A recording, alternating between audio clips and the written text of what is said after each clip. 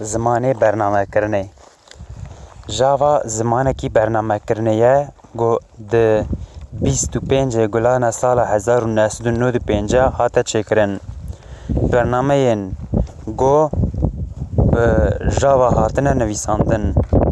Karin li gelek deveran bêguhertin û bixebitin. Gelek tiştên di Java de ji sî hatin deqene mirov karibin hêsînîtir wê fêr bibin. Java zimanê bernamekirinê ye di cîhanê de êherî navdar e.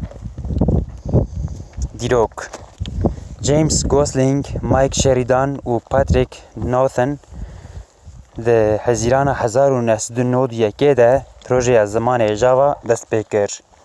Versiyon: JDK 1.1 23 Rêbendanê 1996 JDK 1.1 19 Sibatê 1997 J2S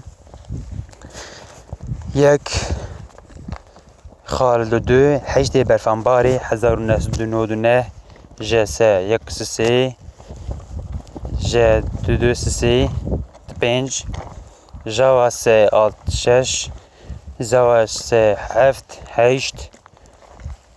ne Java D 11 12 14 ew bi vî awayî dema ku te ji bernameya javayê daxist be kompîtera xwe dema ku tu vîya bikar bîne dê li ser dema ku tu vê bişoxelîne wê bê silav cihan wê li ser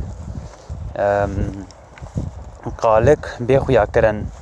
Public class bername class weke em jê ra dibêjin çi class em dibêjin çi class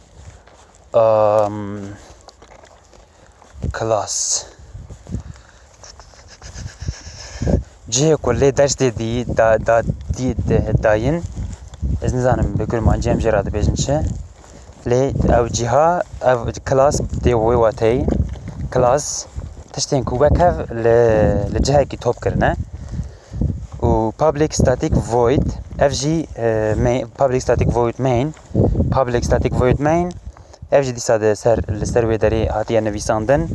Tiştên ku tu dinivîse çi ye? System out println silav cihan. Tu bi vî awayî dikare bernameya xwe ne yekemîn bikar bîne. û ew qas ji bo ku Java ew qas me li ser Wîkîpedya azadî gelekî spas ji bo ku ez gudarî kim derxatirê we.